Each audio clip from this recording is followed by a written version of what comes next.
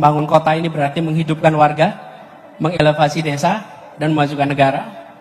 Dan kami berharap potensi perkotaan itu dikembangkan secara merata. Jangan hanya kota di Jakarta atau kota di Jawa saja yang terlihat terang di malam hari. Dan kita membutuhkan kolaborasi bersama.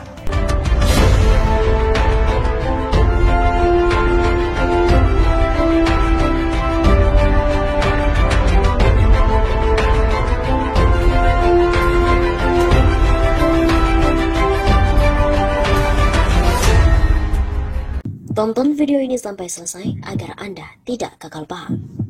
Nah, bagaimana tantangan tersebut bisa dijawab jika kedepannya dari gagasan Pak Anies yang disampaikan ini, kalau ditakdirkan bisa menjadi presiden berikutnya. Terima kasih.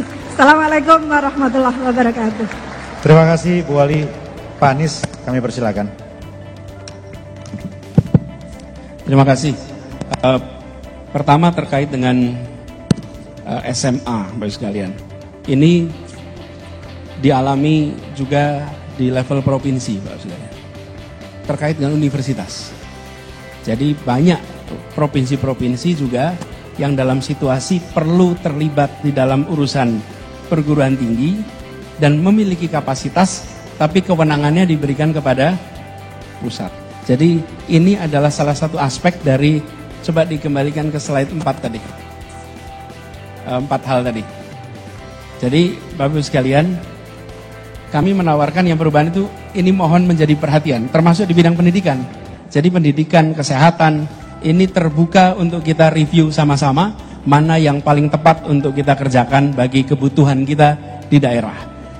Jadi terkait dengan SMA, terkait dengan, karena gini, SD sampai SMP itu berada di kabupaten, kota, kemudian SMA di provinsi.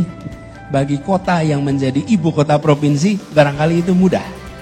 Tapi kota yang jauh dari ibu kota provinsi, setiap kali ada permasalahan, ujungnya mereka semua datangnya ke wali kota. Jadi kita, saya rasa ini concern yang valid. Bahkan dulu ada beberapa wali kota yang menggugat ke MK terkait dengan ini, ketika undang-undangnya dibuat. Jadi kami melihat ini salah satu materi yang perlu kita review sama-sama supaya wali kota bisa menjalankan tugasnya dengan lebih baik di kotanya masing-masing. Oke ini Pak. Kemudian penambahan daerah baru. Sekarang ada moratorium. Bapak sekalian, di sini kita harus bijak. Kenapa bijak Bapak sekalian? Kami melihat ada kebutuhan konkret tentang pemekaran atau pembentukan daerah otonomi baru. Kenapa? Karena secara teknokratik sulit sekali bagi daerah itu untuk bisa melayani seluruh penduduknya dengan ukuran yang sekarang dimiliki. Saya beri contoh, Kabupaten Bogor. Kabupaten Bogor itu penduduknya 5 jutaan, betul ya Pak, 5 jutaan. Kemudian wilayahnya sangat luas, itu setara dengan Sumatera Barat, dikelola oleh satu bupati. Ini secara teknokratik memang sulit untuk bisa dikendalikan dalam satu kabupaten. Jadi Bapak sekalian, saya melihat bila alasannya adalah karena secara teknokratik itu dibutuhkan, go ahead.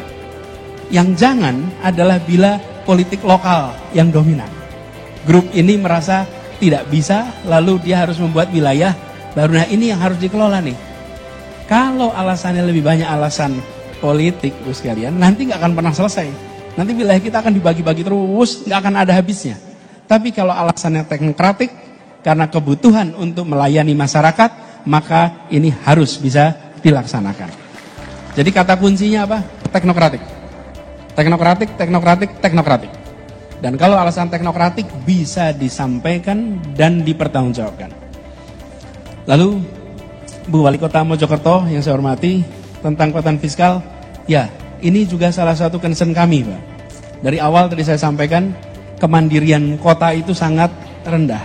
Kota harus bisa memiliki porsi fiskal yang lebih besar sehingga bisa melayani kebutuhan itu.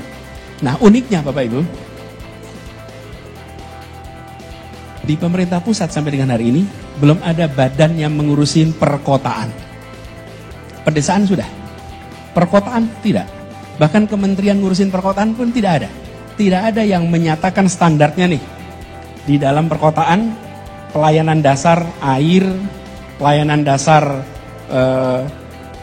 kebutuhan rumah tangga seperti pasokan gas, kemudian untuk pembuangan sampah, lalu untuk pendidikan, lalu untuk kesehatan, tidak diperhatikan sebagai sebuah klaster khusus kawasan perkotaan.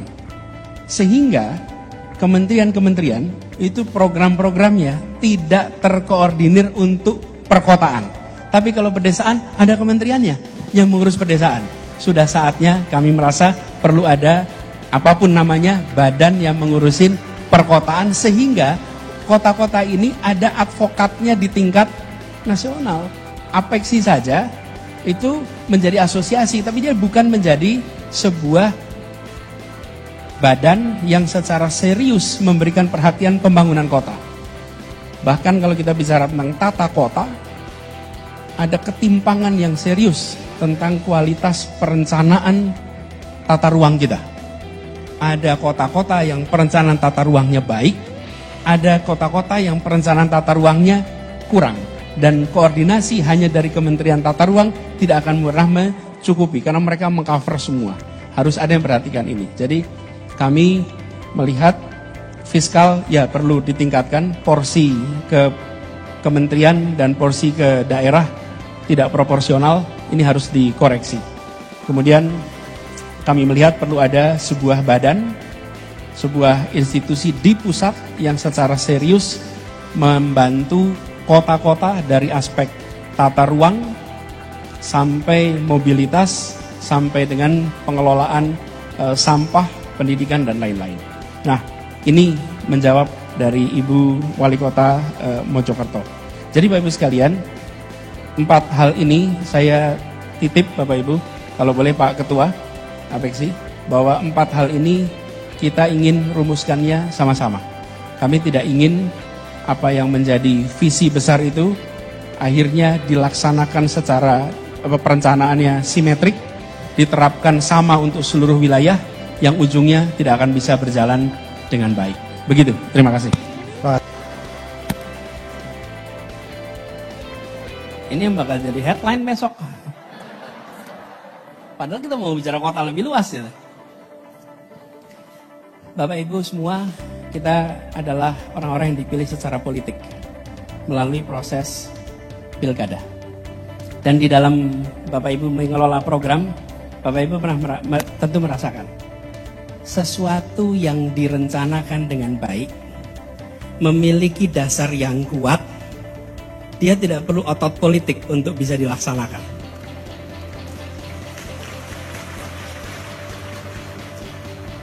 Sesuatu yang punya dasar kuat dan baik dirasakan masyarakat dengan sendirinya akan menggelinding.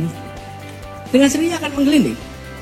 Tapi kalau dia tidak memiliki dasar yang kuat, ya, kemudian tidak jelas yang mendapat manfaat siapa, maka wali kota itu harus kerja keras, pakai otot politik untuk membuat program yang diinginkan jalan. Betul tidak, Saudara? Jadi, saya melihat bila ini adalah rencana yang baik, ya pasti jalan terus. Pasti jalan terus. Tapi bila ini ada masalah, saya juga kadang-kadang heran, kenapa sering ditanyakan ya? Apa ada masalah ya sebetulnya gitu? Loh iya kan? Kok saya tidak ditanyain bagaimana dengan pangan murah? Betul nggak? Bagaimana dengan subsidi BBM? Loh itu kok nggak pernah ditanyakan gitu? Tapi kok IKN selalu ditanyakan ya gitu? Apa sebenarnya dalam alam bawah sadar kita ada pertanyaan ya sesungguhnya gitu? Cukup sampai di situ jawaban saya.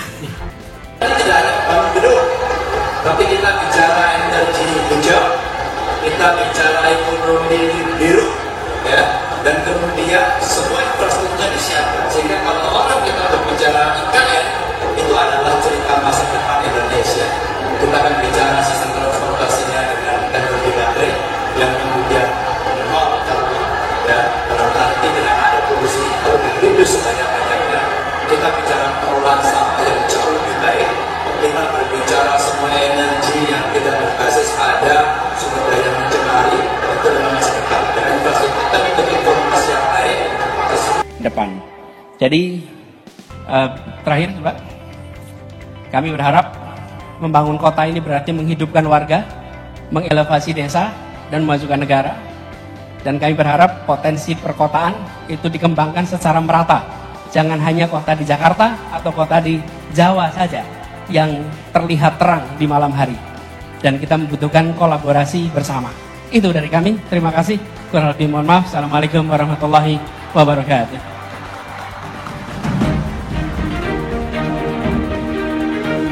Terima kasih Pak Anies. Sekali lagi Bapak Ibu, tepuk tangan untuk Pak Anies Baswedan. Mengawali dengan analogi cahaya lampu untuk Indonesia terang di masa depan.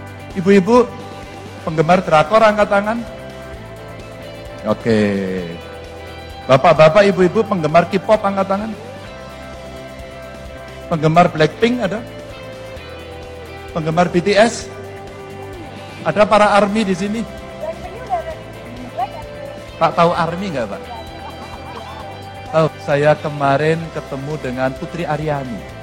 Saya kagum betul sama anak ini. Talentanya.